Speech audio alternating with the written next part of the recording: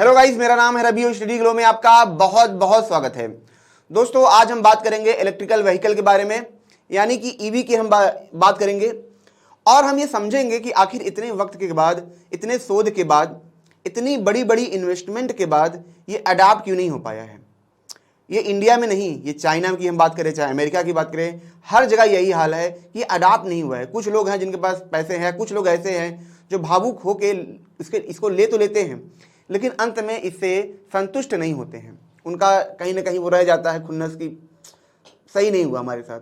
तो सही क्यों नहीं हुआ, इसको आज हम समझेंगे। आखिर जानेंगे कि जो ईवी है इसको आने में, मार्केट में फिट होने में इतना वक्त क्यों लग रहा है और कितना वक्त लग सकता है और क्या क्या इसके सामने चैलेंजेस हैं, इसको भी हम यहाँ पे समझेंगे। लेकिन दोस्तों, मैं लेक्चर शुरू करूँ उससे पहले मैं आपको ये बता दूँ कि कोई भी इन्वेंशन जो होता है, जो रिसर्च होता है, जैसे हम बात करें जो ईवी है, इलेक्ट्रिकल व्हीकल जो डिपेंड है पूरी तरीके से लिथियम आयन बैटरी या इन सब बैटरी पे डिपेंडेंट है, जो इस टाइप की बैटरी है, सोडियम साल्ट ऐसे करके बहुत सारी बैटरी हैं। लेकिन जैसे लिथियम आयन बैटरी जब आया, जब रिसर्च हुआ, जिसपे नोबेल प्राइज भी मिला था, तो ये तो रिसर्च हो गया, लेकिन इसको आने में, आप समझिए, इसको वहां तक पहुंचने में अभी वक्त है, ठीक है, काफी वक्त है। तो सवाल ये उठता है कि कहीं ऐसा तो नहीं कि हमने काफी जल्दी कर दिया है, काफी जल्दी हम पैसा डाल रहे हैं, जबरदस्ती कर रहे हैं इसको मार्केट में लाने के लिए। शायद अभी मार्केट या लोग या तकनीकी तौर से या इकोनॉमिक तौर से हम तैयार नहीं हैं।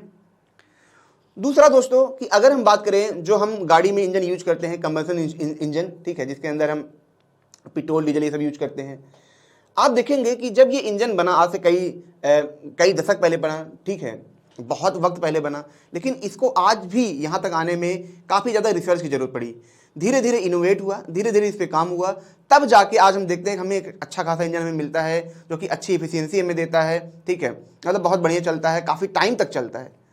तो कोई रिसर्च होना वो ठीक है, आसान बात है लेकिन उसको एप्लीकेबल बनाने में कई सारे फैक्टर यहाँ पे हैं। जैसे पैसा बहुत बड़ा फैक्टर है। दूसरा, टाइम ड्यूरेशन, कि आपने कुछ चीज़ बनाई लेकिन उसका टाइम कितना। जैसे मान लीजिए कि थॉमस एल्वा एडिसन ने बल्ब बनाया, तो उस दौरान जो बल्ब थे दोस्तों ज़्यादा दिन तक नहीं चलते थे, कुछ हजार घंटे तक ही चलते थे, उसके बाद वो ख़राब हो जाते थे। हाँ, ये बात अलग है कि बहुत सारी कंपनियों ने मिलकर ये एक डिसीजन लिया कि हम बल्ब ऐसा ही बनाएंगे जो कुछ हजार घंटे तक ही चले, ताकि हम दोबारा उनको दे सकें। लेकिन वो नहीं भी ऐसा करते तो भी जो बल्ब था कुछ हजार घंटे या 10,000 घंटे तक चलता है, उसके बाद उसको खराब होना ही होना था। तो इस पर काफ़ी वक्त तक रिसर्च चला, काफ़ी वक्त तक काम हुआ, तब जाके वो प्रोडक्ट हमारे लिए फिट हो पाया, मार्केट में इकोनॉमिक तौर पे वो फिट हो पाया, टाइम के संबंध में वो फिट हो पाया, ठीक है, इन्वायरमेंट के तौर पे वो फिट हो पाया, ठीक है, तब जाके सारी चीज़ें हुई हैं। तो यहाँ पे दोस्तों सवाल उठता है कि आखिर ईवी को भी कितना वक्त लगेगा। ये तो तय है कि आने वाले वक्त में जो ईवी है ये आएगा, ये निश्चित आएगा। जैसे हम हाइड्रोजन कार की बातें करें, जो गाड़ी है उनकी बात करें, तो ये भी आएंगे। हो सकता है हाइड्रोजन कार ना है, लेकिन जो डिलीवरी गाड़ियां हैं उन सब में इसका यूज होगा। तो ये सब चीज़ें आएंगी, भविष्य है, लेकिन कितना बड़ा भविष्य है, कितने वक्त में आएगा, ठीक है, ये चीज़ें हमें समझना जरूरी है। और समस्याएं क्या है ये भी हमें जानना जरूरी है। तो दोस्तों, आज हम समस्याओं की बात करेंगे जिसकी वजह से जो ईवी है वो मार्केट में इंटर नहीं कर पा रहा है, यानी कि पैसा लग रहा है, सब कुछ लग रहा है, लेकिन इसके बावजूद भी ये इतना सफल नहीं है, ठीक है। तो यहाँ पे हम दोस्तों इसको समझेंगे। तो दोस्तों, सबसे पहली चीज हम समझते हैं आखिर सबसे बड़ी प्रॉब्लम क्या है। सबसे बड़ी प्रॉब्लम है दोस्तों यहाँ पे पैसा, समझ रहे हैं, पैसा सबसे बड़ी यहाँ पे प्रॉब्लम है। अगर हम टेस्ला की ही बात करें, ठीक है, 70 लाख 80 लाख की ये जो कारें हैं आती हैं। अगर आप इंडिया की हम बात करें, जैसे इंडिया में बहुत सारी कंपनियां जो कार बना रही हैं, ठीक है, हम टाटा की ही बात करें, जैसे उन्होंने अविन्या लॉन्च किया, तो ये लगभग अगले साल तक ही आ जाएगा या 2025-26 तक ही आ जाएगा। अब उसकी कॉस्ट यहाँ पे 24 लाख है, 25 लाख है, ठीक है। तो यहाँ पे जो ईवी का जो कॉस्ट है ये काफ़ी ज़्यादा लोगों को प्रॉब्लम क्रिएट करता है। कॉस्ट, जैसे कि अब टेस्ला अगर इंडिया में आएगी, ठीक है, तो जैसे जो टैक्स लगते हैं इन सब की वजह से भी इनके कॉस्ट बहुत ज़्यादा बढ़ते हैं। जैसे हम टेस्ला की बात करें तो यहाँ पे क्यों नहीं आ पाती, कहीं ना कहीं उनके दिमाग में ये उनको पता है कि हम यहाँ पे आएंगे, हमें प्रॉफिट होगा कि नहीं होगा, ठीक है, क्योंकि इंडिया है, चाइना, ये सब प्राइस सेंसिटिव मार्केट है, ठीक है, यहाँ पे प्राइस बहुत ज़्यादा वैल्यू करती है। उनको ये बात पता है कि अगर प्राइस हमारी बढ़ी तो हम यहाँ पे उतने सफल नहीं हो पाएंगे। शायद प्राइस की वजह से वहाँ भी वो बहुत ज़्यादा सफल नहीं है, ठीक है। अभी आप देखेंगे चाइना का जो प्राइस है, मतलब जो शेयर मार्केट में प्राइस है वो काफ़ी तेज़ी से नीचे गिर रहा है, यानी कि उनकी जो बिक्री है वो काफ़ी स्लो हो चुकी है। तो ये चीज़ें उनके मन में, यहाँ तक कि हम जैसे ईवी बाइक की भी बात करें, ये भी काफ़ी खर्चीले होते हैं, मेंटेनेंस इनका काफ़ी मतलब प्रॉब्लम क्रिएट करता है। अगर आप नॉर्मल आपकी जो गाड़ियाँ हैं इनको आप क्या कर सकते हैं कि कहीं भी मेंटेनेंस करा सकते हैं, उनको आप मेंटेनेंस नहीं करा सकते हैं, ठीक है। उनको मेंटेनेंस कराने जाएंगे तो बहुत ज़्यादा पैसा लगेगा। जैसे टेस्ला कार की अगर हम बात करें, एक तो आपने पैसा लगाया, बहुत पैसा लगाया, अब अगर आपको मेंटेनेंस कराना है, इतना झंझट है, इतना झंझट है, इसमें आपका बहुत पैसा लग जाएगा। आप सोचेंगे मैं तो बर्बाद हो गया, आप क्या करें, अब इधर उधर आप देखेंगे। तो प्राइस दोस्तों जो सबसे बड़ा एक यहाँ पे रुकावट है उसको आने में, ठीक है, क्योंकि जो लिथियम आयन बैटरी है वो काफ़ी महंगी पड़ जाती है, बैटरी का कॉस्ट ही काफ़ी ज़्यादा महंगा पड़ जाता है, ठीक है। जब तक लिथियम आयन जो बैटरी है इसकी प्राइस सस्ती नहीं होगी, तब तक ये एक तरीके से हम कह सकते हैं रेजिस्टेंस बना रहेगा मार्केट में आने के लिए। अब दोस्तों यहां पे हम बात करेंगे, ठीक है दोस्तों। तो दोस्तों यहां पे जो सबसे बड़ी प्रॉब्लम है वो प्रॉब्लम है कि बैटरी रिप्लेसमेंट की। जैसे मैंने कॉस्ट की बात की थी, पैसे की बात की थी, तो पैसा मैंने बताया था जो आप व्हीकल खरीदते हैं, जो आप कारें खरीदते हैं उसमें पैसा लगता है, आपका काफ़ी बड़े अमाउंट में पैसा लगता है। और दूसरा मैंने बताया मेंटेनेंस कॉस्ट, जो अब बनवाने जाएंगे तो सुविधाएं अवेलेबल नहीं। जैसे अगर आज आप कारें बनाते हैं या गाड़ी बनवाते हैं तो तुरंत वो बन जाएगा, आपके हर एक गली में आपको लोग मिल जाएंगे, आपका हर एक रिक्वायरमेंट वहाँ पे पूरा हो जाएगा। लेकिन ईवी के मामले में प्रॉब्लम थी कि मेंटेनेंस कॉस्ट बहुत ज़्यादा आता था, खरीदने की कॉस्ट बहुत ज़्यादा थी। और उससे बड़ी जो कॉस्ट है यहाँ पे दोस्तों बैटरी रिप्लेसमेंट की है। जैसे जो लिथियम आयन बैटरी है, अगर हम देखें, अगर कोई ई रिक्शा भी लेता है, अगर आप देखें जिसमें हम बैठ के जाते हैं, अगर उन्होंने ई रिक्शा लिया है तो आप देखेंगे वो 1 साल 2 साल के बाद उन्हें बैटरी रिप्लेस करनी पड़ती है। और उसकी कॉस्ट ही अपने आप में, जैसे मान लीजिए उन्होंने 10 रुपए की मान लीजिए कोई चीज़ ली, कार लिया, कुछ भी लिया, उसका अमाउंट है, तो 30 से 35% जो कॉस्ट होता है वो बैटरी की होती है। यानी कि उस इंसान ने जितना पैसा लगाया उसको हर 1.5 साल में उतना पैसा उसको लगाना है। अब समस्या ये आती है, चलिए ठीक है हमने इलेक्ट्रिक बाइक ले ली, हमें कहीं कहीं जाना है, लेकिन अगर आप इलेक्ट्रिक बाइक भी लेते हैं, आपको मतलब दूर तक जाना है, आना है, दूर तक आना है, जाना है, तो उसमें भी यही प्रॉब्लम आती है, कुछ टाइम बाद आपको बैटरी बदलनी पड़ती है। अब वो कॉस्ट बहुत ज़्यादा होता है, कॉस्ट बहुत ज़्यादा। आप समझिए कि जिन्होंने लिया है, किसी ने ले लिया, चलिए 1.5-2 लाख रुपए लगा के, अब पता चला 2 साल बाद उन्हें वो बैटरी रिप्लेस करनी है, तो बैटरी रिप्लेस करने उनको लगा यार कि मेरे इतने पैसे चले गए, इससे अच्छा था कि 10-15 हज़ार का मैं पेट्रोल डाल के चल लेता, मेरा मेंटेनेंस भी हो जाता, हर चीज़ हो जाता। और सबसे बड़ी चीज़ क्या होती है कि उस चीज़ को आप रिप्लेस कर सकते हैं, जैसे सेकंड हैंड में आप बेच सकते हैं। यहाँ पे ऐसा नहीं होता है, बैटरी खराब, बार बार इसको बदलवानी है, आप इसको बेच नहीं सकते, इसको आप रखे रहिए, ये कबाड़ हो जाता है, किसी काम का नहीं रह जाता। तो ठीक है, तो यहाँ पे जो बैटरी रिप्लेसमेंट की जो कॉस्ट है लिथियम आयन बैटरी की, ये बहुत एक बड़ी प्रॉब्लम है, बहुत ज़्यादा बड़ी प्रॉब्लम है। और इसी वजह से ये बहुत ज़्यादा यूज नहीं रह जाता कि चलो हम इसको लेते हैं, आगे हम चल के बेच देंगे, ये चीज़ें यहाँ पे नहीं हो पाती हैं।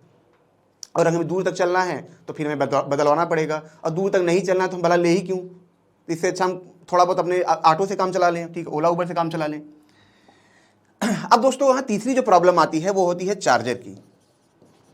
आपने देखा होगा दोस्तों, जब हम फ़ोन यूज करते थे, अगर घर में 4-5 फ़ोन हैं, ठीक है, और एक ही टाइप का अगर चार्जर लगे, ठीक है, तब तो बहुत मज़ा आ जाएगा। जैसे अभी आप देखेंगे एक ही टाइप का चार्जर को क्या किया गया है, स्टैंडर्डाइज किया गया है।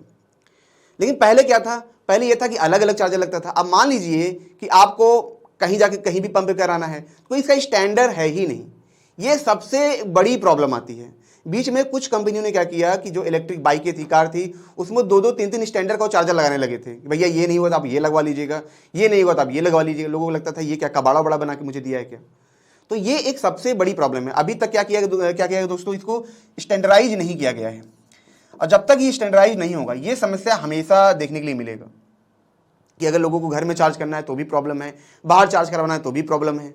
पहले तो लोगों को ये ऐसे कह के बेचा गया जल्दी जल्दी चार्ज होगा, जल्दी चार्ज होगा, अब इसको लीजिए लीजिए लीजिए। लेकिन जब लोगों ने लिया, इसको मार्केट ऐसे किया गया, लेकिन जब लोगों ने लिया तो लोगों को समझ में आया कि ये इतना आसान नहीं है, ये इतना अच्छा नहीं है चार्ज के मामले में। हमें घर में चार्ज करना है, लेकिन अगर हमें कहीं बाहर जाना है तो वहाँ पर प्रॉब्लम है। जो पंप भी लगेंगे उनके सामने समस्या ये है कि वो कितने टाइप के वो चार्जर लगाएं ताकि वो हर किसी को दे सके। पता चला कि आप पंप के पास गए, वहाँ पे आपने बोला कि भैया मुझे चार्ज करिए, तो उन्होंने बोला कि भैया ये वाला अगर है आपके पास तब तो ठीक है, वरना नहीं हो पाएगा। जैसे आप कल्पना करिए कि आपके पास गाड़ी है, ठीक है, आपकी कोई अलग गाड़ी है, किसी की अलग गाड़ी है, बाइक है, आप पेट्रोल पंप पे जाते हैं, अब उसने अपना निकाला भरने के लिए, अब वो कह रहा है भैया आपकी जो माउथ है काफ़ी छोटी है जहाँ से हम पेट्रोल भर सकते हैं, तो आप नहीं भरवा सकते। किसी का मतलब बहुत बड़ा है, किसी का बहुत छोटा है, तो यहाँ पे बहुत बड़ी प्रॉब्लम क्रिएट होती है। सेम चीज़ यहाँ पे है, कैपेसिटी। देखिए जब चार्जर की बात होती है तो कैपेसिटी भी यहाँ पे चेंज होती है कि कितने कम टाइम के अंदर आपको कितनी एनर्जी मिलेगी, ठीक है। तो जहाँ पे ये डिफर करता है तो ये प्रॉब्लम जो पेट्रोल पंप वाले हैं उनको भी फेस करना पड़ता है और जो ग्राहक हैं उनको भी ये प्रॉब्लम वहाँ पे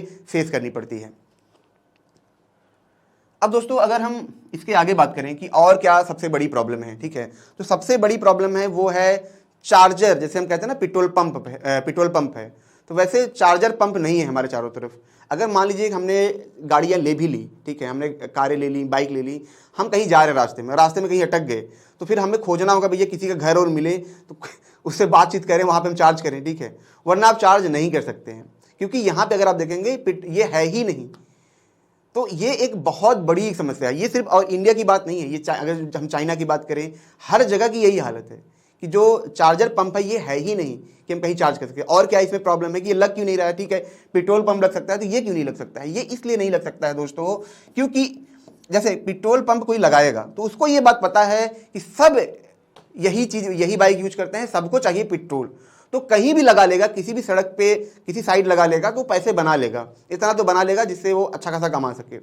इसमें समस्या ये है कि मान लीजिए कि किसी ने लगाया भी, ठीक है, मैं लगाता हूँ, किसी ने लगाया भी, तो सबसे बड़ी प्रॉब्लम ये है कि शहर के अंदर 1-2% लोग ऐसे जिनके पास ये ऐसी बाइकें हैं, तो क्या करेगा, वो तो हुलू करके रह जाएगा, वो बैठा रह जाएगा क्योंकि लगाया उसने करोड़ों रुपए है लेकिन उसको मिल कुछ नहीं रहा है। और इसमें दोस्तों मैं आपको बताऊं, जो ये चार्जर की मैं बात कर रहा हूं, ठीक है, ये महंगा पड़ता है, जो पेट्रोल पंप है उससे ये महंगा पड़ता है, ठीक है। तो ये एक काफ़ी, क्योंकि इसमें तकनीक की बहुत जरूरत है, आपको टेक्नोलॉजी की बहुत ज़्यादा जरूरत पड़ेगी, आपको पैसे की बहुत ज़्यादा जरूरत पड़ेगी और आपके पास इतने कस्टमर होने चाहिए कि जिसकी वजह से आप क्या कर सके कि उन्हें ये चीज़ें आप दे सके। और दोस्तों जो ईवी की बात है, ठीक है, जब ईवी को प्रमोट किया गया, जब टेस्ला कंपनी आ रही थी और भी कंपनी आ रही थी, इसको ऐसे दिखाया गया मार्केट में कि हम इन्वायरमेंट के लिए लड़ रहे हैं, हमने एकदम CO2 को खत्म कर दिया है, हम तो CO2 को खत्म कर देंगे, एकदम सेम इनका ये प्रॉमिस था। तो ये एक मार्केटिंग हाइप था जिसकी वजह से लोगों को एक नई दुनिया दिखी कि हाँ ऐसी कारें हो सकती हैं जो इलेक्ट्रिक से चले, और चल भी रही हैं, बसें चल रही हैं, लेकिन ये नहीं बताया गया कि इसमें कितना वक्त लगेगा। और जो लिथियम आयन बैटरी को हम प्रोसेस करते हैं, ठीक है, तो उस प्रोसेसिंग में बहुत ज़्यादा CO2, ठीक है, प्रोड्यूस होता है, बहुत ज़्यादा। और ये हम अगर बात करें आज के टाइम में जो रियलिटी है, हम बात करें तो जो अभी तक जैसे पेट्रोलियम से जो हम एनर्जी यूज करते हैं उससे ज़्यादा जो लिथियम आयन बैटरी प्रोसेस होता है उसमें ज़्यादा CO2 पैदा हो रहा है, ठीक है, जो हम भंडार खोजते हैं जब इसको लाते हैं प्रोसेसिंग में। लेकिन इसके बारे में ये नहीं कहा जाता। अगर ये चीज़ें साफ साफ बताई जाती कि ठीक है, हाँ हम बना रहे हैं इसको लेकिन अभी तो नहीं, लेकिन हाँ आने वाले वक्त में, कुछ वक्त में हम ऐसा कर लेंगे कि जिसकी वजह से जो CO2 है एकदम पूरी तरीके से खत्म हो जाएगा, मतलब हमारे प्रोसेस में ये जरा भी पैदा नहीं होगा, जरा भी पॉल्यूशन पैदा नहीं होगा। ये प्रॉमिस होना चाहिए था। जैसे हम बात करें कि सोलर पैनल की, तो जो सोलर पैनल आया तो उस दौरान क्या था, जो सिलिकॉन था इसके मैन्युफैक्चरिंग प्रोसेस में, इस सब में बहुत ज़्यादा पोल्यूशन पैदा हुआ, बहुत ज़्यादा कचरा पैदा हुआ।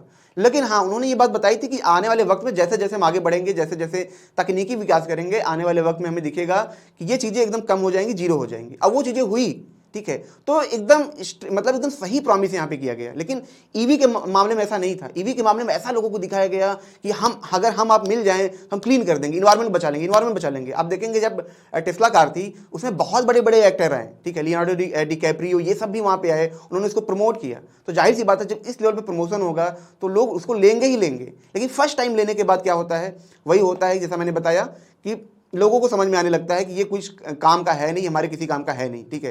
देखिए ठीक है, पोल्यूशन ठीक है हमें रोकना है, लेकिन पोल्यूशन हमें रोकना है किस कीमत पे, किस कीमत पे हमें रोकना है, हमें इसके बारे में भी पता होना चाहिए। और क्या वजह है दोस्तों, और वजह है दोस्तों कि जो आने वाली जो जनरेशन है, मतलब अभी एक डाटा निकला था, जो आने वाली जनरेशन है वो इतना ज़्यादा उनके पास मनी नहीं है जितना उनके पेरेंट्स के जनरेशन में हुआ करता था, ठीक है। और जैसे जैसे जो नई पीढ़ी आएगी, अभी तो ठीक है बाइकें बिक रही, कारें बिक रही, जब जैसे जैसे नई पीढ़ी आएगी अगर प्राइस सेंसिटिव होगा तो वो जनरेशन नहीं ले पाएगी उसको। तो आने वाला जो टाइम भी अगर आप देखेंगे उसमें हो सकता है जो सेलिंग है, नंबर ऑफ सेल्स है, वो थोड़ा थोड़ा नीचे जाए, ये भी हो सकता है, ठीक है। तो ये अपने आप में बहुत बड़ा एक चैलेंज है। और दोस्तों आखिरी चैलेंज क्या है यहाँ पे, आखिरी जो चैलेंज था दोस्तों, आपने देखा होगा जब ईवी आया तो लोग काफ़ी ज़्यादा मतलब उत्साहित थे। जैसे ओला की हम बात करें, जब उन्होंने लाया, बहुत सारी कंपनियां थी जब लाई, लेकिन जब ये खबर आने लगी आप देखेंगे, ठीक है, कि जो लिथियम आयन बैटरी था उसमें बर्निंग होने लगी, ठीक है। तो देखिए भाई, जान की बात है, अगर आप जो गाड़ी चला रहे हैं उसमें संभावना है, थोड़ी भी संभावना है कि वो बर्न कर सकता है। तो हर किसी के दिमाग में ये है कि हम जिस चीज़ पे हम बैठे हैं वो चीज़ क्या है कि कभी भी धमाका कर सकती है। तो ये लोगों को लगा कि शायद ये बहुत जल्दी है, शायद ऐसा है, ये खतरे से खाली नहीं है। और ये जो चीज़ थी दोस्तों, एक तरीके से नेगेटिव इसकी मार्केटिंग होने लगी और शायद लोग थोड़ा सा सहम गए, शायद लोग थोड़ा सा सोचने लगे कि ठीक है, अच्छी है, ये तो सबको पता है कि आने वाले वक्त में ईवी ही चलेगा। लेकिन सबको ये है कि अभी नहीं, अभी हम चीज़ें मैनेज कर सकते हैं, ठीक है। अभी हमें ऑफिस जाना है या कहीं बगल में जाना है, हमें 30-40 रुपए का पेट्रोल डालना है, 50 रुपये का पेट्रोल डालना है, ठीक है, हम वो मैनेज कर लेंगे। हमारा महीने का बहुत जाएगा, 2-2,500 रुपये जाएगा, वो मैनेज कर लेंगे, ठीक है। लेकिन लोग इस तरीके का रिस्क यहाँ पे नहीं लेना चाहते हैं, क्योंकि एक रिस्क तो ये है, लेकिन वही बहुत सारी चीज़ें लोगों के दिमाग में है, कॉस्ट, ये सब चीज़ें, जैसा कि मैंने आपको बताया था, बहुत सारी चीज़ें यहाँ पे लोगों के दिमाग में है। तो दोस्तों ये कई सारे रीजन हैं जिसकी वजह से जो ईवी है अभी तक मार्केट में अडॉप्ट नहीं हो पाया है, फिट नहीं हो पाया है। और जैसा कि मैंने बताया कि कोई भी चीज़ आने के लिए इसको थोड़ा सा वक्त लगता है, कम से कम मान के चलिए आप 20-25 साल, 50 साल में आप देखेंगे नॉर्मल ये चीज़ें हो जाएंगी, एकदम नॉर्मली। जैसे आज बाइक घर घर में है, पेट्रोल पंप जगह जगह है, ठीक है, उसके जो जो जो मैन्युफैक्चरर हैं हर जगह जगह, हर बड़े बड़े शहर में है, ठीक है। तो आपको हर एक चीज़ यहाँ पे मिलने लगेगी। अब दोस्तों इसका सोल्यूशन क्या है, इसको भी समझ लेते हैं। जिससे इसका सोल्यूशन, जैसा कि मैंने बताया, जो कॉस्ट है वो तो है ही, ठीक है। सबसे बड़ा सोल्यूशन है कि जो प्रोसेसिंग है, जो चार्जिंग प्रोसेस है, जो मटेरियल है, जैसे लिथियम आयन की बात, हमें और भी अल्टरनेटिव खोजने पड़ेंगे जो इससे बेहतर हो, जो इससे फास्ट हो, ठीक है। और नए तरीके इनोवेशन के बारे में हमें सोचना पड़ेगा, तब जाके जो ईवी है वो पूरी तरीके से अडॉप्ट हो पाएगा। तो दोस्तों ये छोटा सा लेक्चर था, अगर ये आपको अच्छा लगा हो तो इसे लाइक करें, कमेंट करें, शेयर जरूर करें। मिलते हैं नेक्स्ट लेक्चर में। Thank you so much.